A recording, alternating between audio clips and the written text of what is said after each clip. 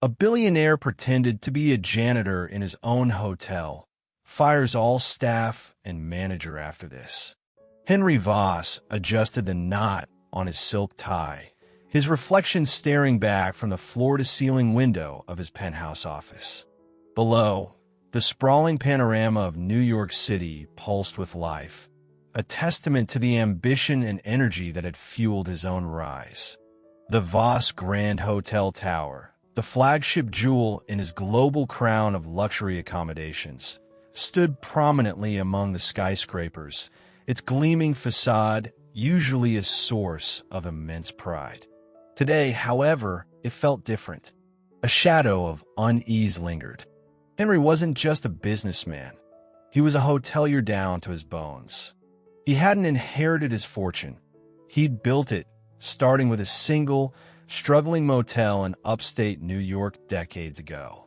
He knew the smell of industrial cleaner, the ache in the back after flipping mattresses all morning, the quiet satisfaction of a perfectly polished brass railing.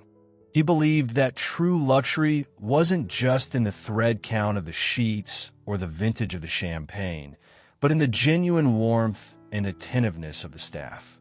It was the human element, the feeling of being truly cared for, that elevated a stay from comfortable to unforgettable. Lately, the whispers had become too persistent to ignore. Vague comments from trusted associates who had stayed at the New York Voss Grand, anonymous online reviews mentioning brusque service, a noticeable dip in repeat guest bookings despite a booming market. Nothing concrete, nothing definitively disastrous, but enough small signals to trouble him deeply. His regional VPs assured him everything was fine, presenting glossy reports filled with positive metrics. Carl Jenkins, the general manager of the New York branch, a man known for his sharp suits and sharper focus on bottom-line figures, was particularly effusive in his reassurances. Record profits, Mr. Voss, he'd boomed on our last call. The team is performing exceptionally. But Henry's gut, honed by 50 years in the business, told him otherwise. Profit could be squeezed out by cutting corners that inevitably dulled the shine of genuine hospitality.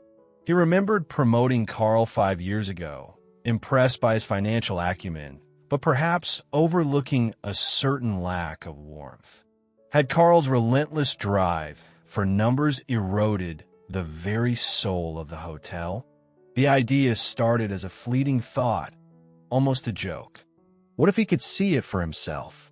Not as Henry Voss, the billionaire owner who would inevitably be met with stage perfection, but as someone invisible, someone overlooked. The thought took root, growing into a concrete, albeit audacious plan. He wouldn't just visit, he would embed himself. He summoned Eleanor Vance, his executive assistant for over 30 years. Ellie, a woman whose calm demeanor masked a razor-sharp mind and unwavering loyalty, listened patiently in his private study, her expression unreadable as Henry outlined his unorthodox proposal. "You want to what?" she finally asked, raising a perfectly sculpted eyebrow. "I want to work there, Ellie," Henry reiterated, leaning forward. "Undercover. As a janitor, maybe. Someone nobody notices. I need to see what's really happening when the boss isn't around." Ellie considered it, tapping a pen against her notepad. "The logistics, Henry. Background checks, HR onboarding, maintaining the disguise, handling your actual responsibilities. That's where you come in," Henry said. "I need a new identity. Nothing too elaborate, just enough to pass scrutiny for a low-level position. Tom Miller, recently widowed, maybe? Needs a simple job to keep busy. Social security number, basic employment history. Can your contacts arrange something discreetly?" Ellie nodded slowly. "It's possible. Highly irregular and risky. If anyone found out." "They won't," Henry stated firmly. "We need a plausible reason for my absence here. A long sabbatical? A health retreat? A research trip for your memoirs?" Ellie suggested. Vague enough, allows for limited contact. We can reroute essential decisions through me. Your board briefings can be handled remotely, citing unreliable connectivity during your travels. The next few weeks were a whirlwind of clandestine activity orchestrated by Ellie. A surprisingly convincing, albeit completely fabricated, identity for Tom Miller was created, complete with a sparse digital footprint and references from defunct companies. Henry, meanwhile, underwent his own transformation. He let his usually impeccably trimmed silver hair grow out, adding subtle gray streaks and allowing a scruffy beard to emerge. He practiced stooping his shoulders, shuffling his feet, and adopting a quieter, more hesitant tone of voice. He traded his bespoke suits for worn trousers, plain shirts, and sturdy, scuffed work boots purchased from a discount store. Ellie even procured padding to subtly alter his physique, making him appear slightly heavier and less imposing. Looking in the mirror, Henry barely recognized the tired, unassuming older man staring back. Tom Miller was ready. Ellie, using an intermediary agency that specialized in placing temporary workers and ensuring minimal background fuss for entry-level roles, secured Tom a position on the custodial staff at the Voss Grand New York. The pay was minimum wage. The shifts were demanding. It was perfect. On a crisp October morning, Henry Voss, billionaire hotelier, took a taxi not to the grand marble entrance of his flagship hotel, but to the discreet employee entrance tucked away in a side alley. He clutched a worn canvas bag containing a simple lunch and a change of clothes. Taking a deep breath, smelling the faint aroma of diesel fumes and damp pavement, Tom Miller pushed open the door and stepped into the underbelly of his own empire. The air inside was thick with the smell of disinfectant and stale coffee. The polished gleam of the lobby felt worlds away. His first day as a janitor had begun. He reported to the facilities management office, a cramped space in the basement buzzing with fluorescent lights. A harried supervisor, a man named Sal with tired eyes and coffee-stained shirt, barely glanced at his paperwork. "Miller, right?" "Tom," Sal grunted, handing him a faded gray uniform. "Locker room's down the hall. Shift starts in 10. Mop buckets in the closet. Third floor needs attention first. Someone spilled coffee near the elevators. Don't dawdle." Pulling on the stiff, slightly too large uniform, Henry felt a strange mix of apprehension and determination. This wasn't a game. This was ground zero. He grabbed the designated mop and bucket, the familiar weight feeling awkward after years of handling only pens and reports. As he headed towards the service elevator, he kept his head down, observing. He saw weary faces, heard snippets of rushed conversations, felt the undercurrent of stress that seemed to permeate the back-of-house areas.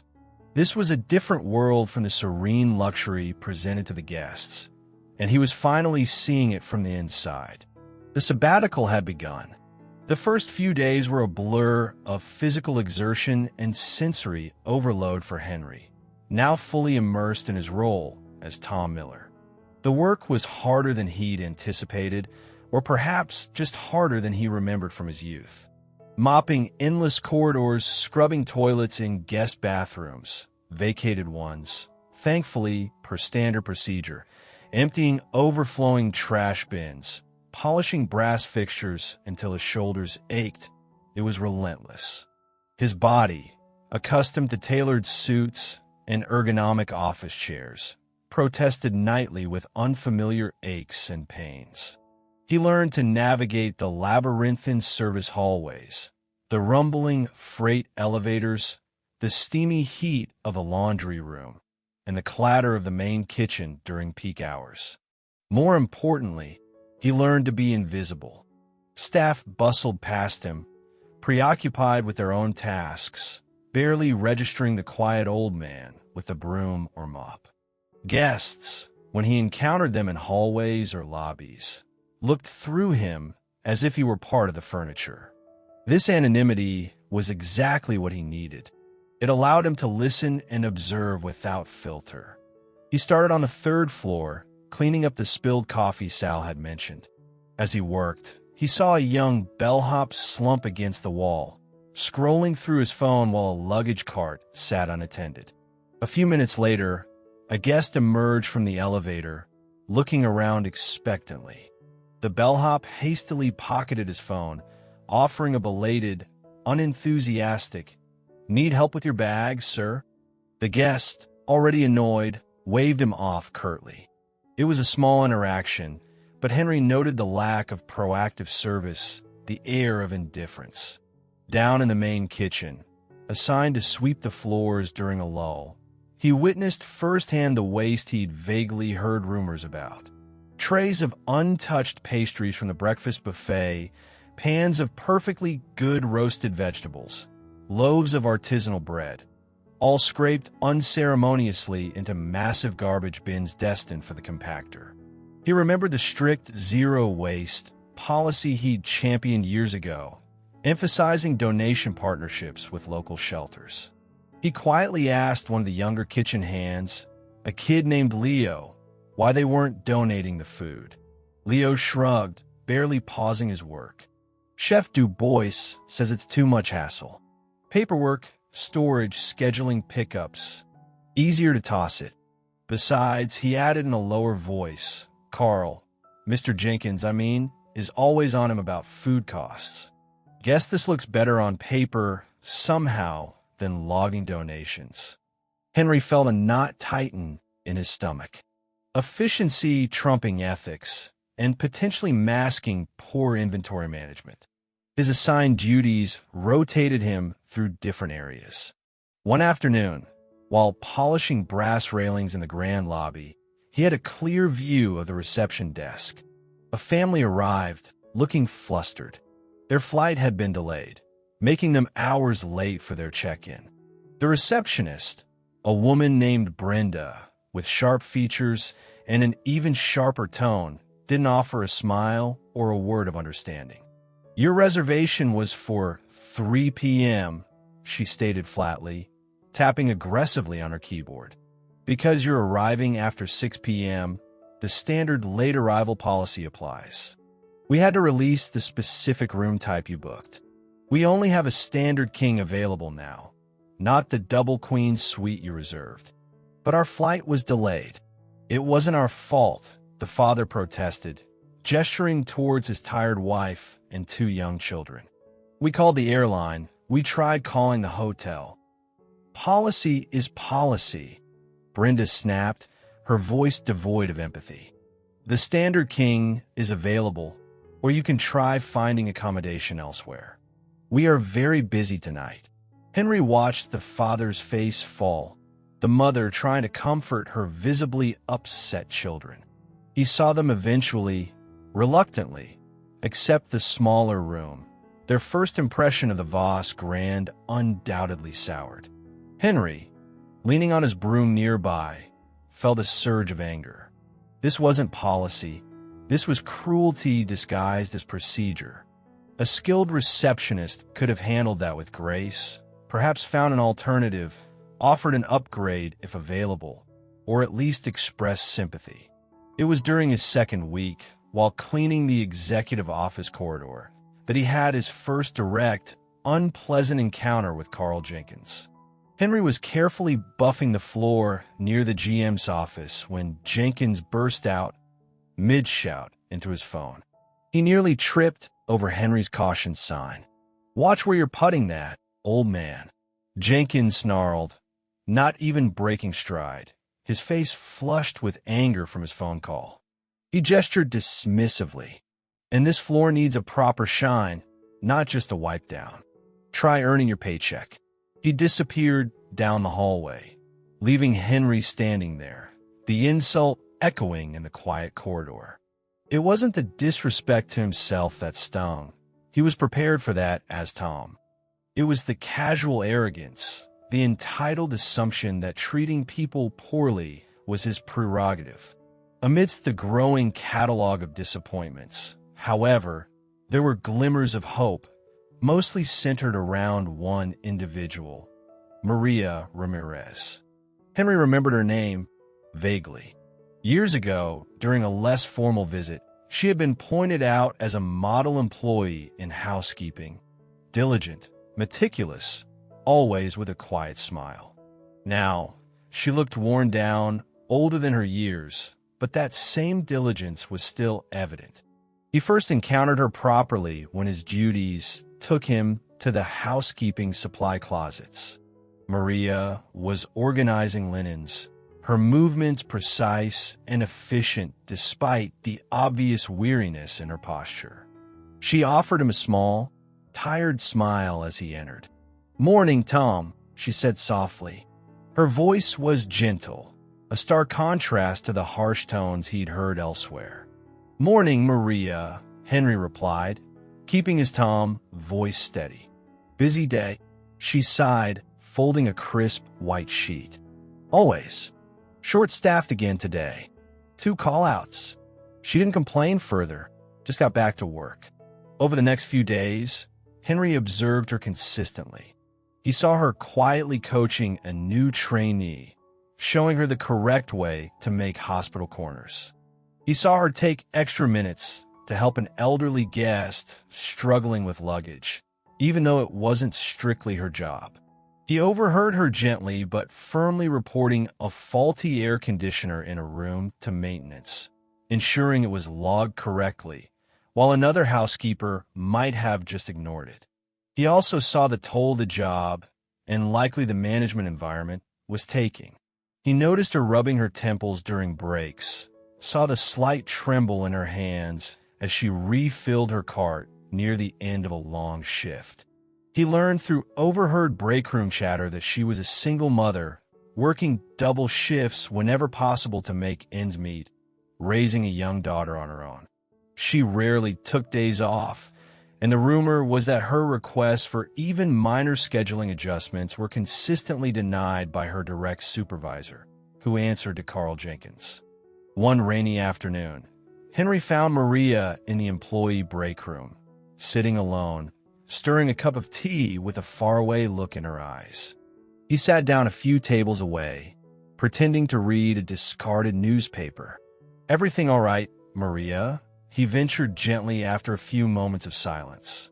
She looked up, startled, then offered a weak smile. "Oh, hello, Tom. Just tired. Long week. Heard you picked up an extra shift yesterday," Henry said, parroting breakroom gossip. Maria nodded. "Elena, my daughter, needs new shoes for school. And the rent, well, you know how it is." She looked down at her worn hands. Sometimes I wish Mr. Jenkins understood what it's like. We work hard, try our best, but it feels like it's never enough. More rooms to clean, less time, no help." She sighed again. "Sorry, Tom. Shouldn't burden you." "Not a burden, Maria," Henry said, his voice gruff but kind. "We all need events sometimes." He saw in Maria the kind of employee he had built his empire on, loyal, hard-working, with an innate sense of care. Yet, she was being ground down by a system that prioritized profit margins over people, led by a manager who seemed utterly indifferent to the human cost. The contrast between Maria's quiet dignity and Carl Jenkins's abrasive arrogance solidified Henry's resolve.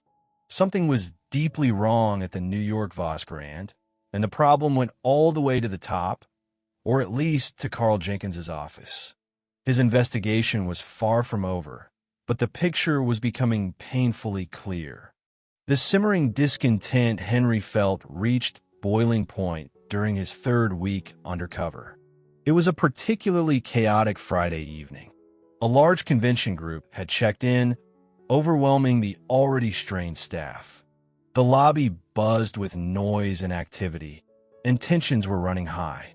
Henry, as Tom, was tasked with keeping the lobby restrooms pristine and ensuring the main entrance area remained free of clutter, a Sisyphean task given the crowd.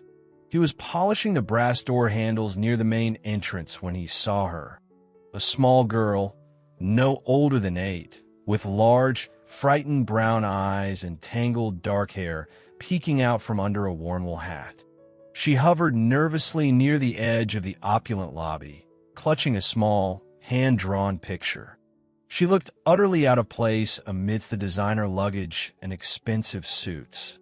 Henry recognized her instantly from a faded photograph he'd seen tucked into Maria Ramirez's locker. This had to be her daughter, Elena. Before Henry could react, Carl Jenkins, looking flustered and important, strode through the lobby, barking orders into his phone. He spotted Elena immediately. His face, already red, darkened further. "What is this?" he boomed, lowering his phone. He marched towards the little girl, who flinched back. "Who let you in here? This lobby is for guests only. Employees' children are absolutely not allowed." Elena trembled, holding up the drawing. My mama," she stammered, her voice barely a whisper. "She wasn't feeling good. She told me to wait downstairs, but I wanted to give her this. And I'm thirsty." Henry knew Maria had been working a double shift and had looked particularly pale earlier. Panic clenched his own chest, imagining Maria unwell. Jenkins scoffed, not even glancing at the drawing. "Not feeling good? She's probably milking like the rest of them. And thirsty? Go find a water fountain outside. Now get out. You look like street trash dirtying up my hotel."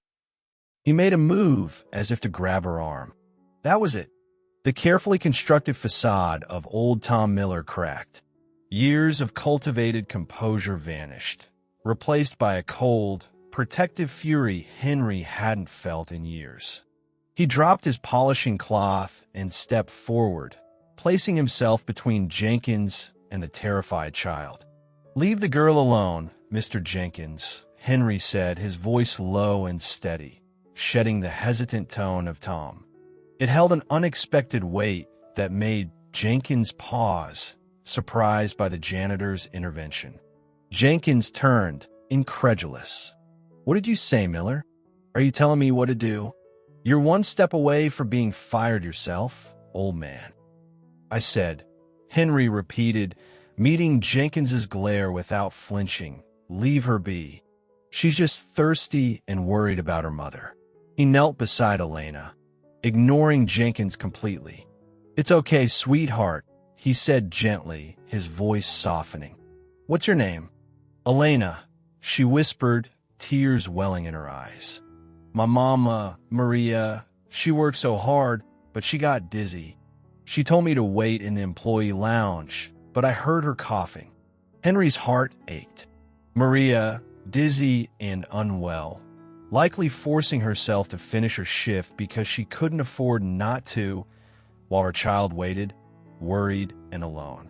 And this man, Jenkins, met her child's fear with contempt. "Your mama is a good woman, Elena," Henry said softly, patting her shoulder. "A very hard worker. Let's find you that drink of water, and then we'll check on her together, okay?"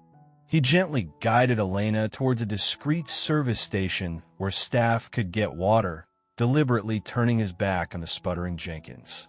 Jenkins, momentarily stunned by the janitor's defiance and the shift in his demeanor, seemed unsure how to react. Being publicly challenged by someone he considered insignificant threw him off balance. He glared at Henry's back, muttered something about insubordination, and then, seeing several guests watching the unfolding scene with disapproval, he stalked off toward his office, his face a mask of rage. Henry got Elena a cup of water, his mind racing. This incident, Jenkins's callous disregard for a child's distress and his vile insult, solidified everything. The rot wasn't just in operational inefficiencies or poor service. It was in the leadership's utter lack of basic human decency. It was time to act. He made sure Elena was safe and comfortable in a quiet corner of the employee lounge, after confirming with a sympathetic colleague that Maria had indeed felt faint, but was resting for a moment before attempting to finish her shift.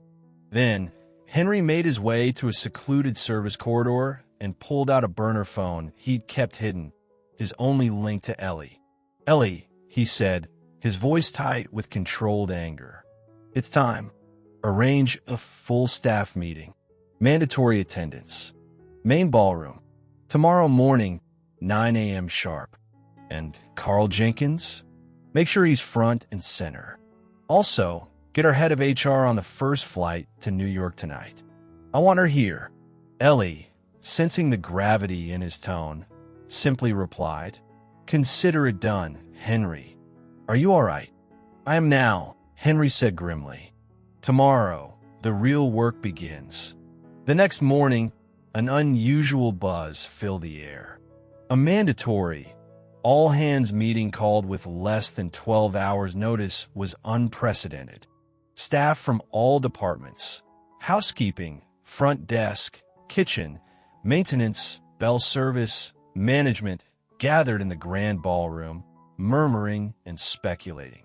Henry, still in his Tom Miller uniform, slipped into the back of the room, standing near the service entrance, his mop and bucket beside him like props. He saw Maria enter, looking pale but composed, finding a seat near the back. Elena, he'd learned, was safely with a trusted neighbor for the morning. Carl Jenkins arrived late, swaggering slightly, projecting an air of command. He took a seat in the front row reserved for senior management, looking impatient. He spotted Tom, lurking at the back, and sneered, likely assuming the janitor had been ordered there to clean up afterward. At precisely 9 a.m., Eleanor Vance walked onto the stage, flanked by the stern-faced head of Human Resources, Cynthia Lee. A hush fell over the room. Ellie wasn't a frequent visitor to individual hotels, and her presence signaled something significant. "Good morning, everyone," Ellie began, her voice calm but firm, carrying easily through the large room. "Thank you for gathering on such short notice. We have some important matters to address regarding the future direction and leadership of the Voss Grand New York." She spoke for a few minutes about the Voss brand's core values: excellence, integrity, and respect, subtly highlighting areas where recent performance, beyond just the financial, had raised concerns at the corporate level. Henry watched Carl Jenkins shift uncomfortably in his seat. Then Ellie paused. "Mr. Voss himself has taken a personal interest in ensuring this flagship property embodies those values at every level. In fact, he has spent the last 3 weeks gaining a unique perspective on the hotel's operations." All eyes followed Ellie's gaze as she looked towards the back of the room. "Tom, if you would." Slowly, deliberately, Henry Voss walked forward from the shadows, leaving his mop and bucket behind. He walked past the rows of stunned employees, his posture straightening, the hesitant shuffle replaced by the confident stride of a man in charge. He ignored the gasps and murmurs, his eyes fixed on Carl Jenkins, whose face had drained of all color, his mouth agape in disbelief. Henry reached the stage, standing beside Ellie. He unbuttoned the drab gray janitor's jacket, removing it to reveal not a bespoke suit immediately. That felt too cliché, too theatrical for the point he wanted to make, but a simple, clean button-down shirt, the kind any respectable man might wear. The transformation was less about the clothes and more about the sudden, undeniable aura of authority he projected. "Good morning," Henry said, his voice clear and resonant, utterly unlike Tom Miller's hesitant tone. "For the past 3 weeks, many of you have known me as Tom Miller, part of the custodial staff." A wave of shock rippled through the ballroom. People stared, wide-eyed, connecting the dots. The quiet old janitor was Henry Voss? "I came here," Henry continued, his gaze sweeping across the room before landing squarely on Jenkins, "because I heard rumors. Rumors that the heart of this hotel, the commitment to genuine service and respect was failing. I needed to see the truth for myself. And I have. He spoke calmly, but with chilling intensity, recounting specific incidents he had witnessed. Brenda's callousness at the front desk, the blatant food waste in the kitchen, the general atmosphere of stress and fear fostered by management, the lack of support for hardworking staff. He didn't shout. He didn't need to. The weight of his observations, delivered with quiet authority, was devastating. Finally, he turned directly to the pale, trembling general manager. "And Mr. Jenkins," Henry said, his voice dropping slightly, laced with ice, "I saw you berate hard-working employees. I saw you prioritize arbitrary rules over guest satisfaction. And yesterday," his voice hardened, "I saw you verbally abuse a frightened child, the daughter of one of your most dedicated employees, for the crime of being thirsty and worried about her sick mother. You called her trash." He let the accusation hang in the dead silent room. Jenkins opened his mouth, then closed it, speechless. "There is no place for that kind of cruelty in my company," Henry stated unequivocally. "There is no place for leadership that rules by fear and intimidation, that values dollars over decency. Cynthia," he nodded toward the HR head, "will handle the formalities." He looked back at Jenkins. "Carl, you are dismissed. Effective immediately. Security will escort you off the premises." He then addressed the other senior managers implicated through his observations. The food beverage director who ignored the waste, the front office manager who tolerated Brenda's behavior, Maria's direct supervisor known for denying reasonable requests. "Your leadership has failed this hotel and its staff. Your positions are also terminated, effective immediately." The swift, decisive action left the room reeling. But Henry wasn't finished. The cleanup was just the beginning. Now came the rebuilding. The atmosphere in the ballroom was thick with stunned silence, broken only by the quiet departure of Carl Jenkins and the other terminated managers, escorted by security and HR personnel. The remaining staff looked around, uncertain, anxious, perhaps even hopeful. Henry Voss stood on the stage, his expression serious but no longer icy. The anger had served its purpose. Now was the time for reassurance and setting a new course. "I know this is abrupt," Henry said, his voice regaining some of its natural warmth. "And I know the past few weeks, perhaps even years, have been difficult for many of you under the previous management. What I witnessed was not the Voss Grand Standard. It wasn't the standard of basic human decency." He paused, letting his words sink in. "My time as Tom Miller wasn't just about finding fault. It was also about seeing the good. I saw incredible dedication despite difficult circumstances. I saw teamwork in the kitchens during rush hour. I saw maintenance staff working tirelessly to fix issues, and I saw housekeepers taking pride in their work even when they were exhausted and underappreciated." His eyes scanned the crowd, eventually landing on Maria Ramirez, who sat rigidly, her face pale with shock and perhaps fear. "I saw employees like Maria Ramirez," Henry continued, his voice softening, "despite personal hardships and a lack of support, consistently demonstrated professionalism, kindness, and a commitment to excellence. The very values this hotel should stand for." Maria looked down, overwhelmed by the sudden attention. "The problems here were not caused by the frontline staff," Henry declared firmly. "They were caused by a failure of leadership, a failure to listen, a failure to support, and a failure to respect the people who are the true heart of this hotel. That changes today." He outlined his immediate plans. Cynthia Lee, the head of HR, would remain on-site temporarily, along with a transition team from corporate, to oversee operations and begin the search for a new, permanent general manager, one who understood and embodied the Voss philosophy of people-first hospitality. They would conduct confidential interviews with staff to understand their concerns and suggestions. Policies would be reviewed, training programs revamped focusing on empathy and guest service, and communication channels opened between staff and management. He announced an immediate review of staffing levels and wages, particularly in overburdened departments like housekeeping.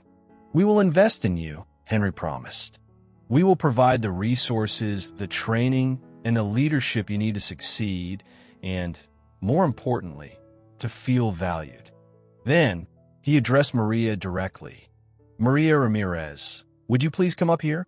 Hesitantly, looking bewildered, Maria made her way to the stage.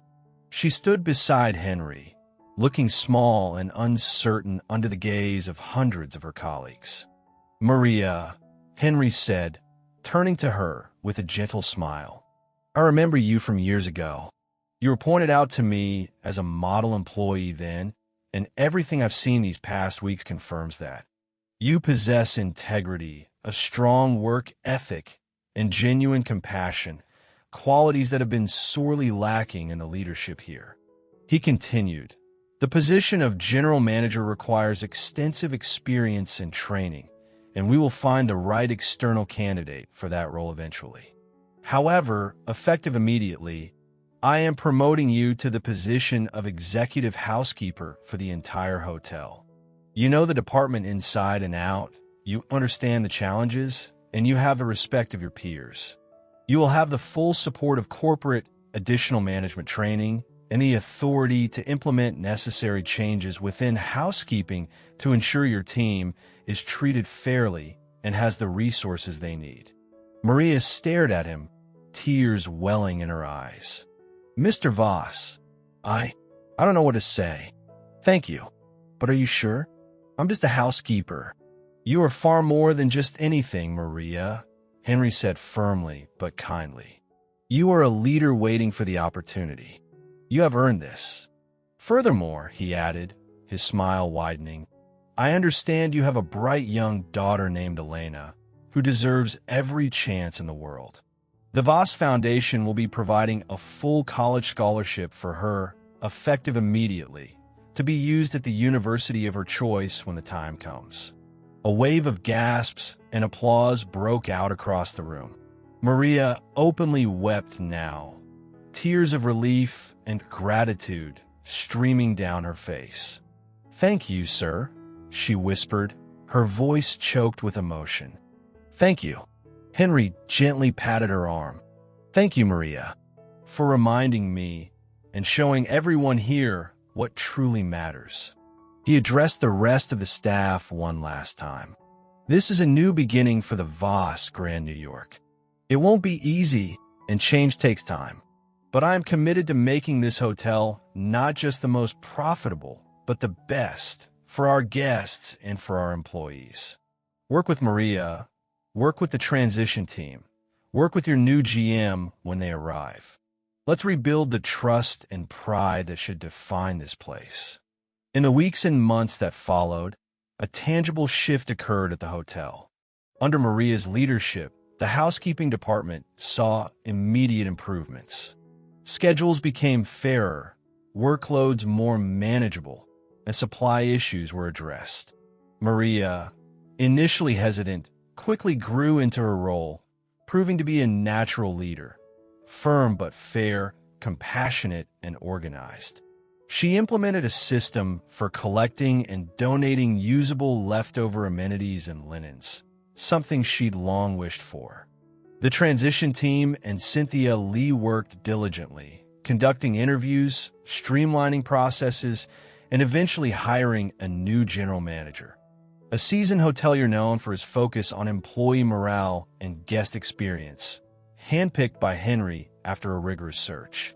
The atmosphere began to lighten. Smiles returned to faces, and a stifling fear dissipated, replaced by a cautious optimism and renewed sense of purpose. Guest reviews started reflecting the positive changes. Henry Voss returned to his corporate office, but he wasn't the same. The experience had profoundly affected him. He instituted new oversight measures across all his properties, ensuring anonymous feedback channels for employees and more rigorous reviews of management performance that went beyond just the numbers. And true to his word in the original story spirit, though not as a punishment or a constant fixture, Henry made a point to quietly visit his hotels unannounced several times a year. Sometimes he'd even don a simple work shirt and spend an hour or two helping out in the laundry or polishing brass in a quiet corridor. Not as Tom Miller, but just as himself, wanting to stay connected to the rhythm and the people of the places he'd built. He often sought out Maria during these visits, not just as her boss, but as a friend, checking in on her and always asking about Elena, whose framed school picture now sat proudly on Maria's new office desk. He learned that true value wasn't just reflected on a balance sheet, but in the dignity and well-being of the people who brought his hotels to life. It was a lesson reaffirmed not in a boardroom, but in the service hallways and break rooms, taught by the resilience of Maria Ramirez and the simple, desperate plea of her daughter, Elena, a lesson Henry Voss would never forget. The Voss Grand New York, once teetering on the edge of losing its soul, was firmly back on track, its foundation rebuilt on respect, empathy, and the enduring power of human kindness.